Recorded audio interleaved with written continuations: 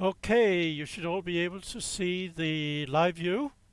If you can't see it and need a little bit of help, let me know.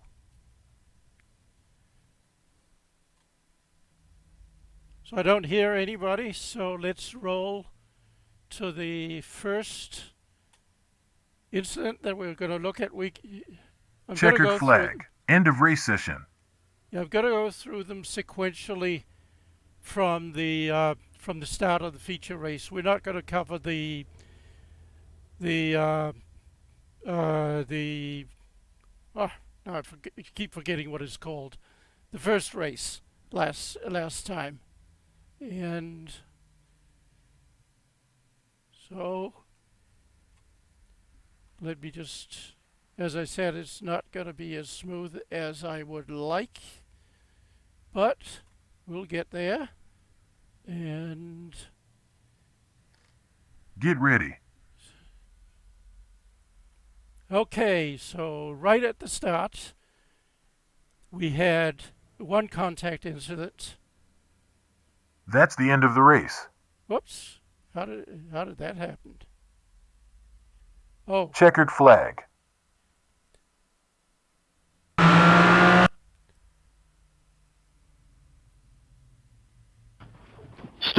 yeah, that's the one. So we'll just roll back and take a look at it. And we'll go to the previous car and see what happened. And as usual, I'm going to roll it at a slower speed than full speed. Here we go. And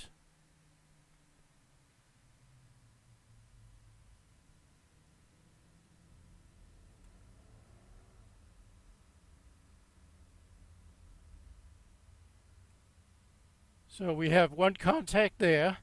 You see the blue and white car contacting the green car.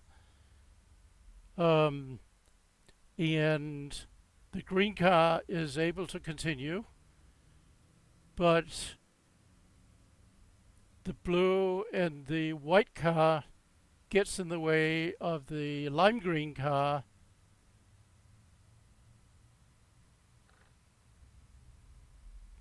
and causes him to slow down and lose contact with the leaders.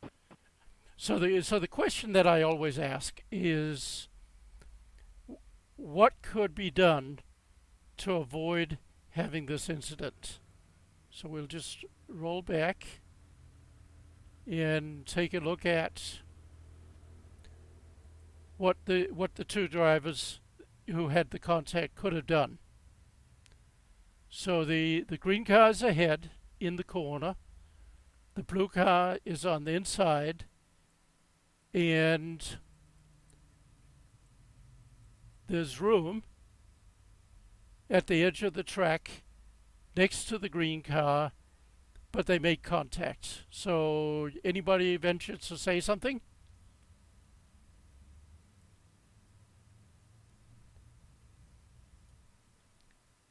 I assume everybody can hear me. So they, okay, We're just all appalled by this racing incident. Just appalled. yeah. Um, Look, the blue and white car, you don't need to throw it in there on lap one, okay? Having said that, black and yellow car, it's lap one. You've got somebody on your inside. You've got over half the track to your right. If you stay to the right there, you don't have a chance of clipping him, and you cut him off. He has to go way out to the right based on his line, and he's not going to be able to tuck it in inside of you. So you don't have to squeeze him there. The way to do it is to stay to the outside, give him room, and then cut down on the inside at NASCAR 1 up there. So I actually fault both drivers here. You've got to give space. If you can't see, if you're on a single, just assume that there's a car there and don't come down, especially on lap one. Fair enough, Anchor? yes, and if we roll back a little bit, it's obvious that the the car number 14 should really be aware that car 16 is on his left rear, pretty much all the way from corner one. So certainly, I would give it room rather than take the risk of an incident. The other thing that I'd say is that there are various plugins to iRacing that will inform you that there's a car right there. Um, the iRacing uh, crew chief is a little bit slow to tell you that there's a car overlapping yours, and there are other applications that will do a slightly better job. My favorite is the Race Labs. They have a new overlay that's called the blind spot, and it works just like the thing that all new cars have in their mirrors. It lights up when there's a car in your blind spot on either side, and it's just fantastic. It really improves your awareness, and of course you also have your rear view mirrors, which hopefully you'd have adjusted so that you're not looking at the side of your car, but you're looking out to, uh, away from your car so that you can see who's on your flank and who's coming up next to you. So, any other comment on this one? I would say one more thing, Anchor, and that Thank is you. on on the start, lap one. If you're not sure where somebody is, assume he's in the worst possible spot for you. In other words, if you're not sure there's a guy to your left, there's probably a guy to your left. Okay? And drive Yeah. accordingly. Drive until you're positive of the cars around you, which is hard to do. I mean, I've been driving in this league for 4 years, and you start off every single race, and there's no telling who dive bombed to your right or to your left, or if you're three wide or whatever. You're concentrating on not hitting other people. Sometimes it's hard to realize who's around you. So I always assume that I have people around me until I'm positive that I don't. And that's just a good way to go about this business. And it doesn't matter if you're a little bit slower or offline, especially on lap one. Uh, you, it's not like you're going to set your fastest lap or something. You just learn to survive, people. Yeah. Great. Thanks, Mike. Um, Next incident, I'm going to roll a little bit back, and that's a fairly common incident. And it's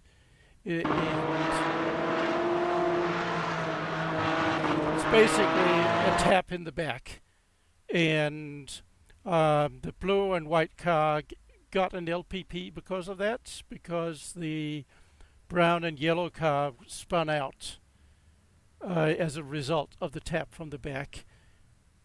And would anybody like to comment on this before we jump in? Come on, one of you new guys. Yeah, The blue and white car is driving aggressively throughout. Well, let me say this. It's okay to drive fast. Sometimes fast looks aggressive. The blue and white car should have offset. In other words, he knew he had a slower guy in front of him. Why follow him? Go to the left. Take a different line. If you're sure that the guy, if you're catching the person in front of you, I keep saying guy, I'm sorry there, Esther. If the person in front of you is slower than you, why would you follow him? This is a terrible line. Yes, you need to get onto this curbing here going through hog pen, but you're better off backing it up, letting this guy drift left and you cutting back underneath that.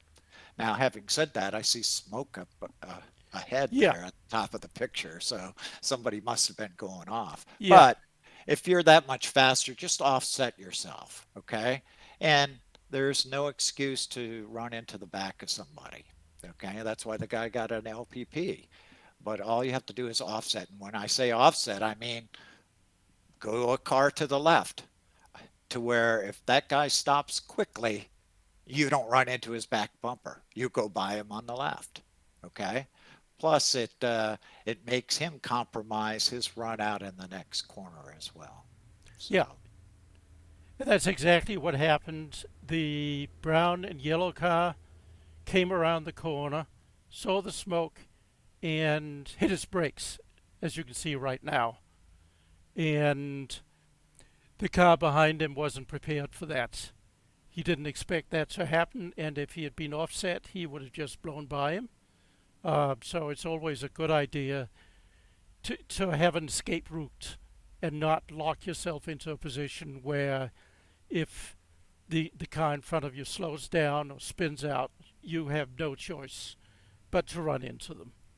having said that, red and yellow car, good track awareness. Okay. But you're way down the road from there. You have plenty of time to react to that, and chances are you don't even have to touch your brakes here. Good that you were looking down track and saw that, but you overreacted a little. Yep. So let's take a look at the next one, which is we're very close in time. I just need to pick the driver. Uh, let's see. I've got a spreadsheet so that I can. I don't have to hunt too much around it. This is Of this. course you do, Anchor. Yes, I always do spreadsheets. Yeah. So let's pop to the car behind it. So let's see what happens.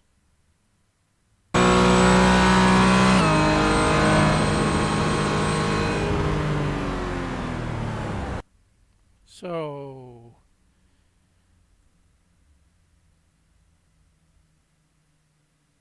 let's go back. Let's go back and just then we'll get a little bit closer. And this is another example of lack of situational awareness. So if we look at the two cars here, um, and let's pop into a better view. Basically, the uh, the white car really is not aware or thinking about the the green car and just pulls into him and pushes him off track. So just like the first incident we looked at, situational awareness of what's going on behind you is really important. I know if you're a beginner, it's often you're badly task overloaded, and it's a little hard to keep uh, yourself aware of everything that's going around it. But it's a skill that you really have to work on developing. You know, use your rear view mirrors, have them adjusted right, and use the tools that are available to tell you what's going on behind you. And think about how the situation behind you could develop a little bit further down the track. Any other comments? What's disconcerting about this one is that it's at the end of a very long straightaway where you should have had plenty of time to figure out who's around you. It's not Yeah, like you and it's a pop out little of a worse corner. as you look at it right here. He was very much aware. He should be very much aware of the green car, but Yeah, he, I mean, I don't know. Let's see. well, all it comes down to is that they were concentrating on their line. They were trying to get left, which you don't really even have to. You can take turn one from that right-hand lane. As a matter of fact, it'll block the outside guy Yep. 9 times out of 10. So you don't have to get out there every single time. Just back up your braking marker. If you're braking at the 2, brake at the 2.5, and just put your nose on the rumble strips all the way around, and you'll be fine. Yep.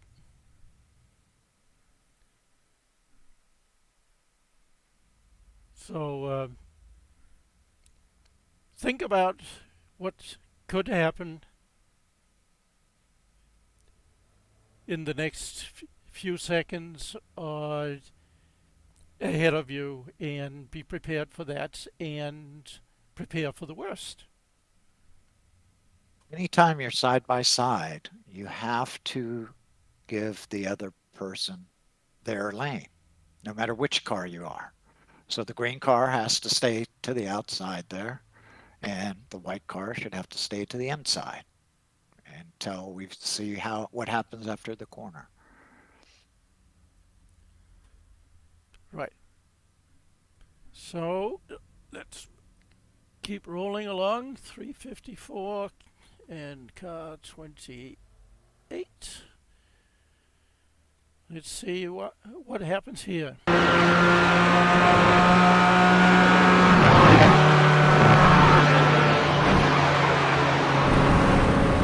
Oh, this is a great one. This is a great one. I love this one. I think it really tells a lot. So, anybody care to comment on that one? Worst sim driver in the world? No, I was going to say, it looks like he's in here. Maybe he wants to comment. Yeah, he's here.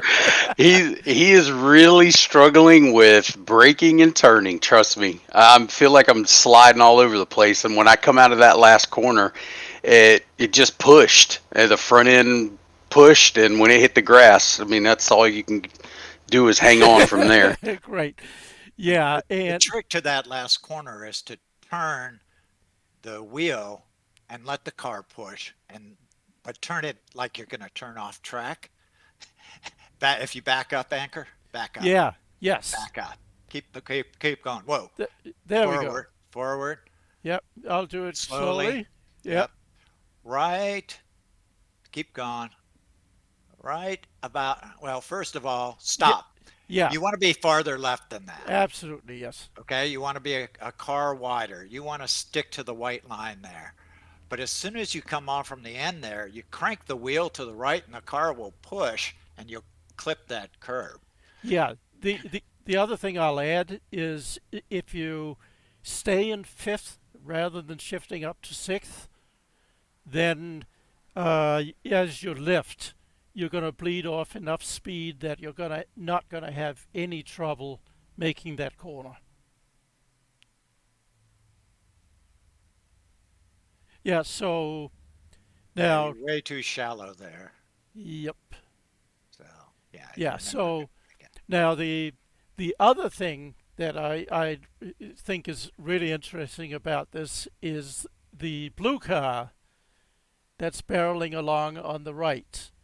Now, if I was in the blue car, I would think a little bit ahead and say that orange car is on grass. He's not going to slow down, and he's not going to be able to turn. So he's going to end up crossing the track in front of me. The blue and white car thinks he's going to beat the train to the crossing. He is not going to do it because He's not going to do it, but he thinks he's going to do it. yeah. So He this thinks is that grass is going to slow him down. yeah. But no. So there they go. All the blue and white car had to do was take his foot off the gas for 1 second. The That's guy would right. have slid by, and he would have been able to accelerate through South Bend because he overslowed. So, Yeah. Yeah, it's it's a sad example of two drivers taking each other out, where a corrective action by either of them could have avoided the incident. Okay, then nothing happens for quite a while, which is good. So we go up to 17 minutes and 21 seconds. I wish it was possible to type in when what the time that you're looking for, and then I have to select the car. 666, and yeah, this is a great example of the leaders of the race catching up with a back marker. So here they are, number 1, 2, and 3, catching up with the dark colored car, and all anxious to win the race and not get slowed down by the poor car in front of them. So let's speed this up for a little while, because all the action happens at the end of the straight.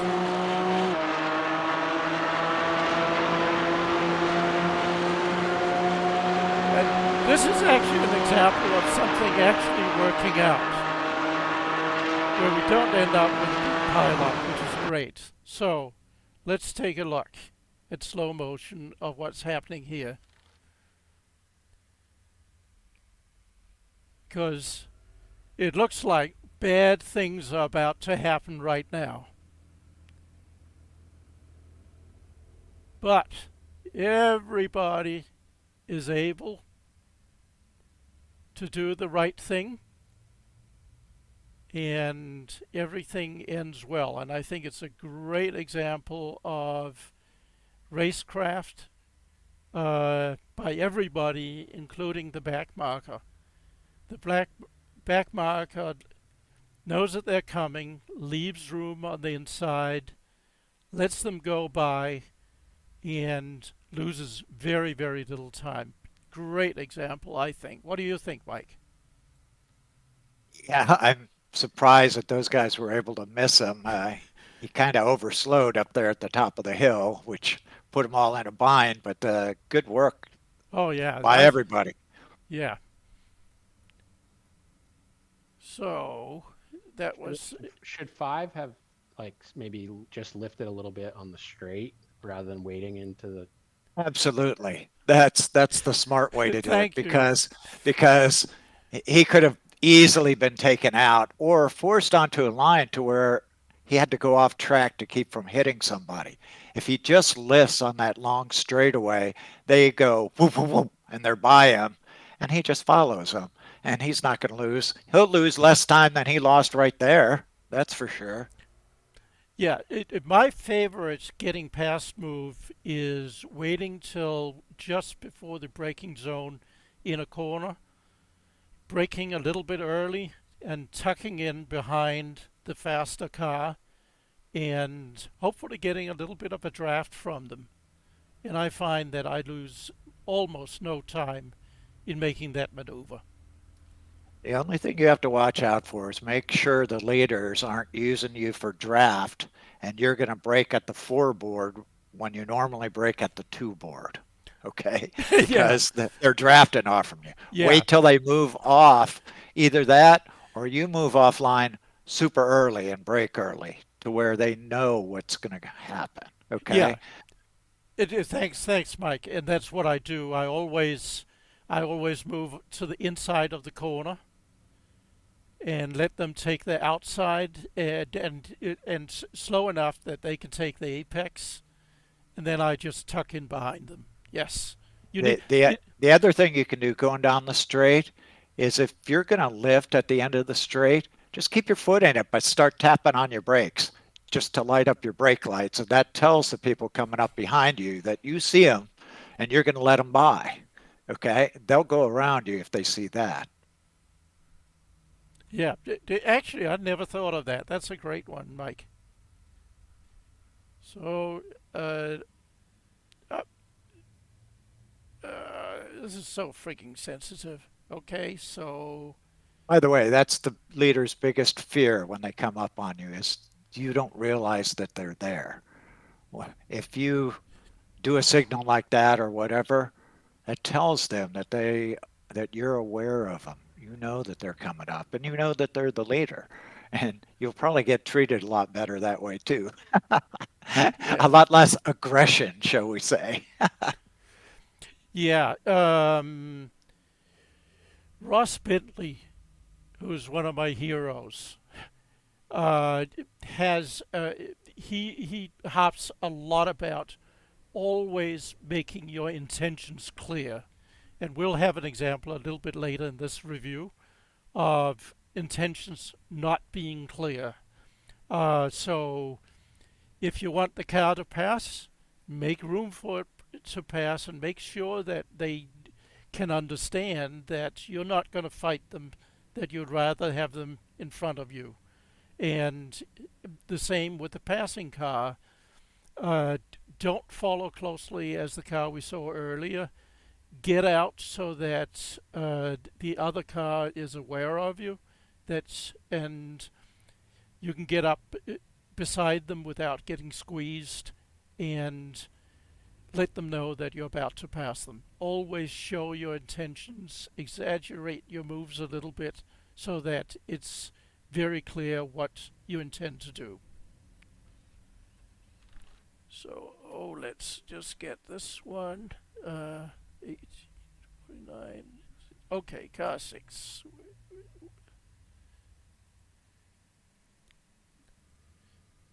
And we'll pop one car back. And I don't remember exactly what happens here.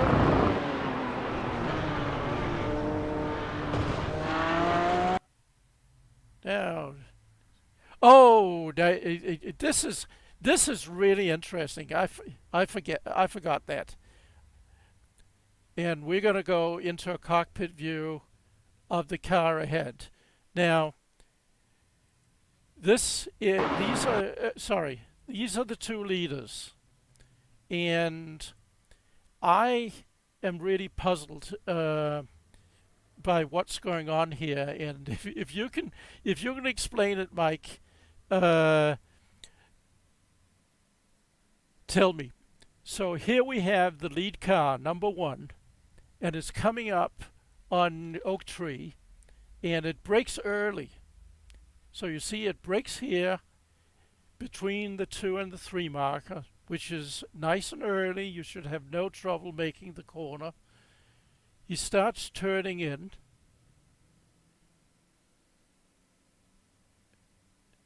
And he's still on the brakes. And then all of a sudden he understeers really badly while still on the brakes, and runs off the track. So the only thing I can see, and I'd love your explanation, Mike, is we're going to go into the cockpit view and we'll see his steering inputs. So remember, he's on the brakes all the time. Okay. And into the cockpit view. So I just cannot figure out why he understeers so badly. So he begins turning in. Still looks really good. And then he cranks the wheel over. So I think he's overpowered the front wheels. And once he hits the grass, of course, then... And he tries to correct. And of course, because he's sliding sideways on the grass, that's not really going to help. So, any useful comments on that one, Mike? I don't know if it's useful or not, but I suspect he had his brake bias up front, and he's on lap 10. He probably leans on the car quite hard and had used up quite a bit of his fronts, and asked the car. He was probably looking in his rearview mirror about the time he went to downshift into second from third, and he got himself too far outside, which is really dusty there. And if the car doesn't slow, all it takes is one tire off. So I think he was watching the other guy in his rearview mirror, and he had bad tires and didn't crank the wheel early enough or downshift a second early enough. Yeah. So I think it was just awareness of where he was. It's real easy to lose your place there in Oak Tree Yeah. and go one. If you go one car length too long, that's an off track. Yeah. So But that's you what know, I suspect. yeah. But he started out real nice, braking early. Yeah, he did. He hit that. He got close to that first apex. So I thought, this guy's gonna be really safe. He was a little wide at the first apex, so Yeah. he went in wider than I would, than I normally do. I Yeah. try to clip that apex to give Right. myself the extra room. Yep. As the car that was behind him, um, if you get into the ABS, because when he broke, he didn't really get into the brakes until late, and I think he over broke. And once you get into ABS, the car doesn't turn. Yeah, I think you're right. I think Yeah. he broke early and broke lightly, then realized he wasn't braking enough and pushed too hard, and got into his ABS there. So I think you're right. But I think he got that way because of situational awareness. That's a bad spot to look to see where your opponent is. Wait till you get out of Oak Tree and see where he is as you're going down the straight. Yeah. So here we have another non-contact incident that I thought would be useful to look at. And basically, what's happening is this is P4, and he has caught up with P13, who is 2 laps behind him. So clearly, he's faster. He's way ahead. The two cars are really not racing each other, and we'll just follow them for a little bit.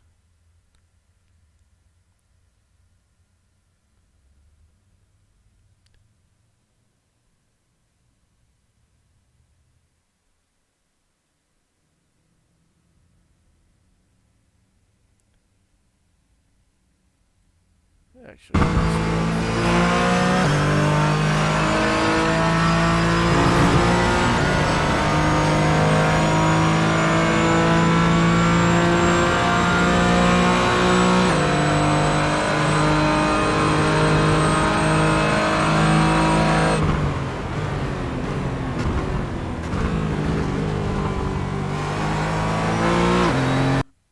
okay, so Hey, I just talked about that. I told you can do that yeah, from the inside line. yes, and he does it.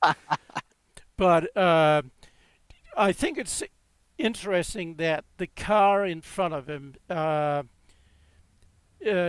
did a fair bit of weaving, meaning that if you're on a straight, and even though there's a bend in the front straight, that's not a declared corner. So the whole front straight is one straight, and you should really only make one defensive move.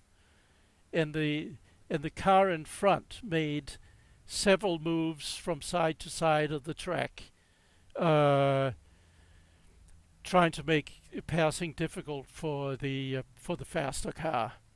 So I'm going to have to disagree with you there, Hector. that's fine. Yeah. Here's the deal.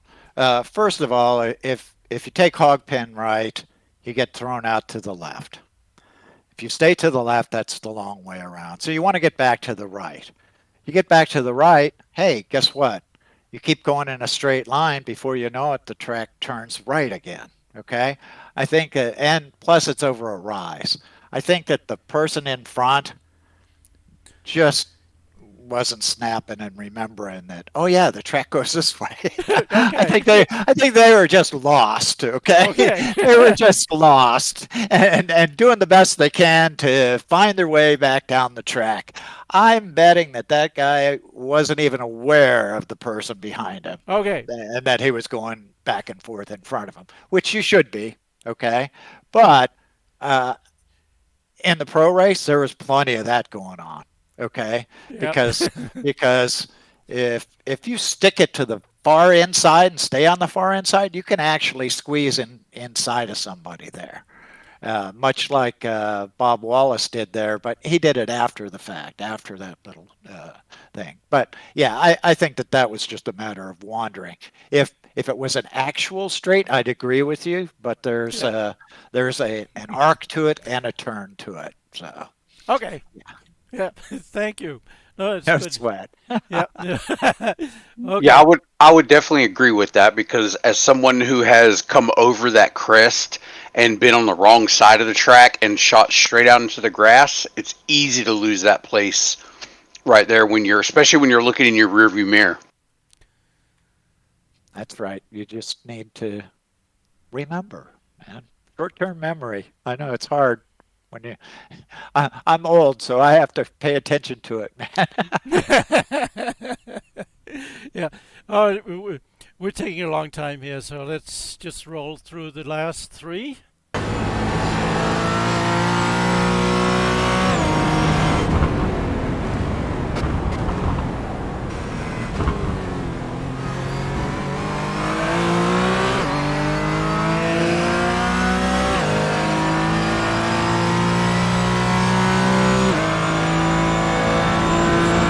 Is this a lap? So, what was that, Mike? Oh, Is this a lapped car he's coming up on? yeah. It's again P5 catching up with. I think it's the same two cars. Yeah. So lap 11 for the car in front. Oh Oh, no, it's a no, different car behind. it's a Okay, different so car behind. same Yeah. same guy in front. Same guy in front, and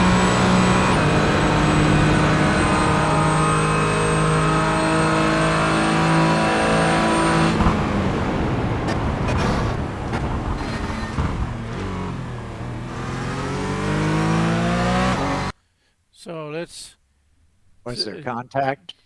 Yeah, that was a little bit of contact. So let's jump into the car behind and do a chase view, and we'll be able to see it. So it's happens at 25:55. It's not a terribly interesting one. It's basically the car on the left, the brown car, making a pass on the green car and tracking out a little far, um, making contact.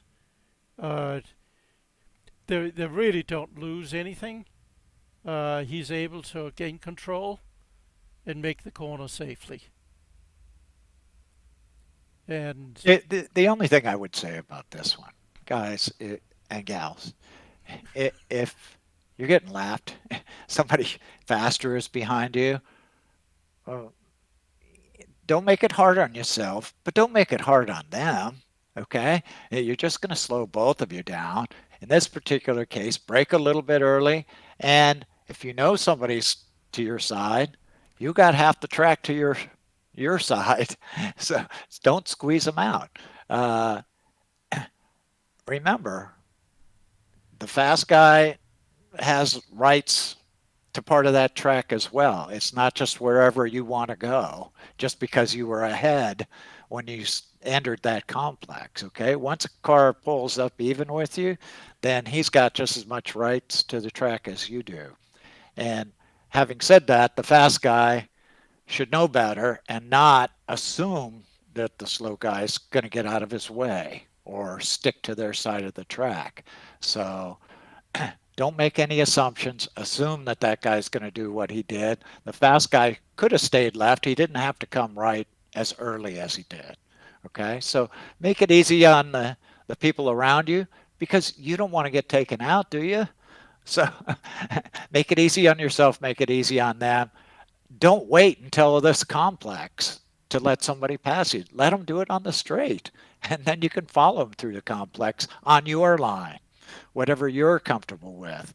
Otherwise, you're being forced to drive a line that you're not used to, and that could be disastrous for some of you newbies. Mike, that was me passing And actually, the more interesting thing is if you actually go to the front straight and then turn one, he dive bombed down and just whipped by. I think going off the track. So that was even more interesting. I felt like, just trying to get by, he was being quite aggressive. But Well, in this league, I want everybody to take a grain of salt, okay? It's not always aggressiveness. It's not always craziness. It's people are new. They don't know how to do this, okay? You've got people in here that have been iRacing for quite a while and other people that haven't, and people that are just fine on their own, but get them around another car or talk to them while they're trying to drive and things go haywire, okay? So be kind and considerate to the newbies. Everybody was a newbie once. And be aware that they're very unpredictable, not because they want to be, just because they are. It's the nature of the beast until they get used to this. Okay? So, Nicholas, I'm guessing you've been doing it for a while based on the moves I just saw. No, actually, I'm a newbie, so Are you? I was super excited to be excited to be in fifth, and was like, okay, now I understand the frustration these guys had with me the weeks before. Well, there you go. There you go. And that's why we have these incident reviews. The whole purpose is to help with the learning process. Yeah, and I'm going to be an example on this one too. Yep. So let's see. So that's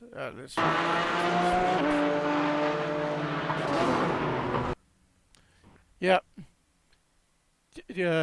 Almost the same scenario as we saw in the very first incident.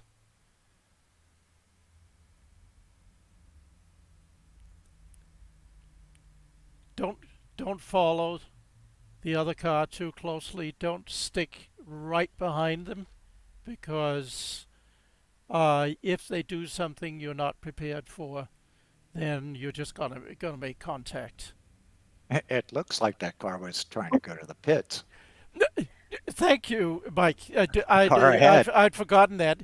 That's the main mistake was the car ahead making that wide turn going into the pits. Yeah, I'd forgotten. A hint for everybody.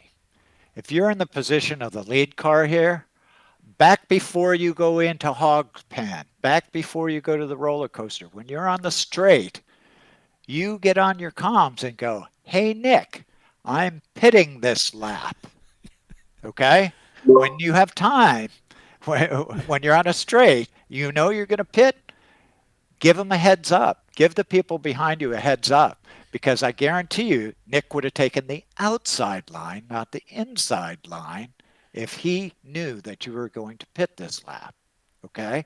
So, and I say that not for Nick's benefit, for your benefit, because you just got creamed trying to go into the pits. Why?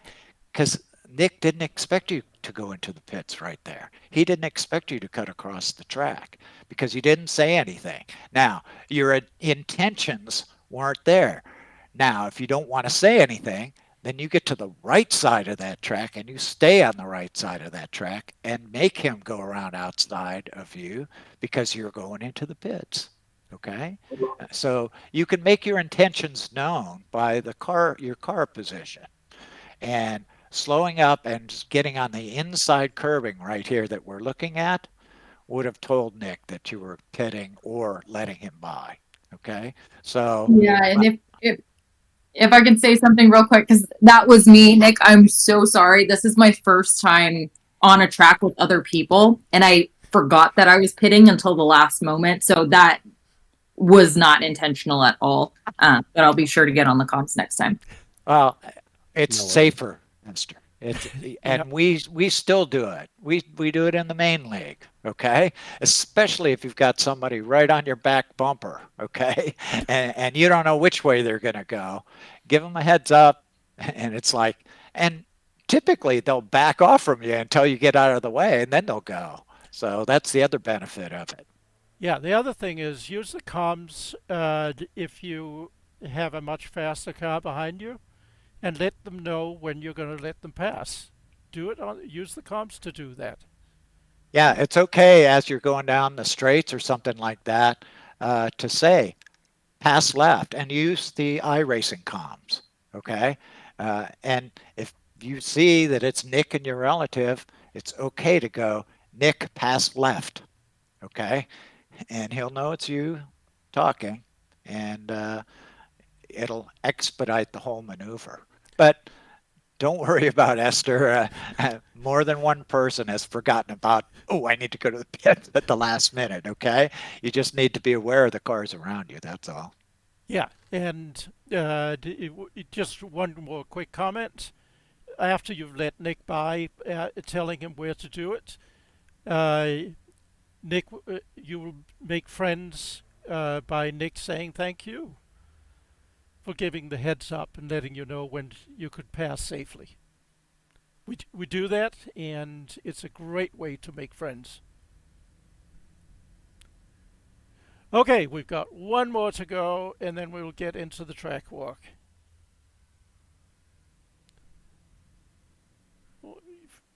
48. Let's see how close we can get. Okay, so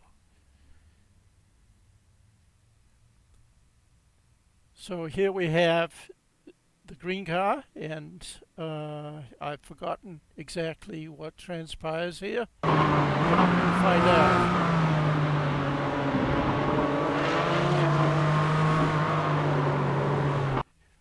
Yeah, so this is an example of heading for a gap that won't exist by the time you get to it. And so, Stop it right there. yes, thank you. So, has everybody heard of the vortex of danger? What you're looking at is the vortex of danger. Okay? Look at that. There's a whole car width between the green car and the blue car. And the green car has perfect line of sight down to the apex, doesn't he? This, more than, especially in public races, you'll see this a lot. The green car will go for that opening, okay? But it's not his corner. It is the vortex of danger because it is the blue car's corner. If the green car was door to door or had his front tire beyond the side window of the blue car, yes. But he's behind it, so he's basically dive bombing. This is a dive bomb, okay? Now, some are more egregious than others, but that's what this is. Now, having said that, blue car, when you leave an opening like that, you're inviting this kind of activity, okay? You're better off going in shallow, backing up the corner, over braking, and blocking the green car in this particular instance, okay? And slowing him down to keep him from flying by. Otherwise, if this guy at the green car was harassing you and he was on you and you just knew he was going to take you out, give him the apex and let him through, okay? But it's your corner. But don't give openings like this, people, because it just invites disaster. You may be in the right, blue car. You are in the right. But what happens? Roll it, anchor. Yeah. Roll it. You are deadly in the right, blue car, but you get taken out. You're dead right, as they say. You got taken out. Why? Yes, it was the green car's fault, but your race is done, okay, or certainly compromised because of that, right? And it's okay to be mad at the green car, but you threw that opening in there. Green car, you have to learn to recognize the vortex of danger. It happens every race. There's always one corner where that's the opportunity. All it takes is one corner where the ideal line is a late apex and it looks like you've opened up the corner for other people, okay? When somebody's following you that close, don't late apex it. Break earlier, take a normal apex to keep them from doing this, okay? And it's to keep you safe, not to keep them back behind you. It's to keep you safe, okay? So I'm glad you had that one though, Hank. Yeah. It's actually kind of funny, guys. I was behind 5 and 7 through the NASCAR turns, and then I saw 12 coming up behind me, and I knew it was all lap traffic. So I actually let Manuel number 12 go by because I figured something was going to happen, and sure enough, this is what happened. Yeah. Well, and that happens all the time, okay? I can't tell you how many times I had people that I knew were faster than me that I was in front of that I let by because I figured it's only a lap or two or three at the most, and I'll find them on the side of the road and pass them. Okay. I don't let them take me out on their way to taking themselves out, though. So, yeah, you have to be smart. You have to know who you're running with and uh, protect yourself. You know what I mean? Protect your race. Don't let your pride get in the way. So what if that's a lapped car? If he's harassing you and he's faster and he's all over the place, man, let him by. Don't let him ruin your race. Okay? Yeah. And Yeah, but I actually pitted in a lap early to get away from him at one yeah. point too. And my experience is that those very aggressive drivers, they end up making a mistake a little bit further up the track, and I can just drive right by them again. Okay, so that's it for the incident review. I need to stop the video recording, start another replay, and I will be ready in a couple of minutes to do the track walk, assuming somebody's interested in that. So thanks a lot, and thanks, Mike, for your always great assistance. And so you can either go and do some practice, or you can look at the track walk. If you don't have experience with this track and you haven't seen Chris Pice's track walk, I recommend that you hang around for this one.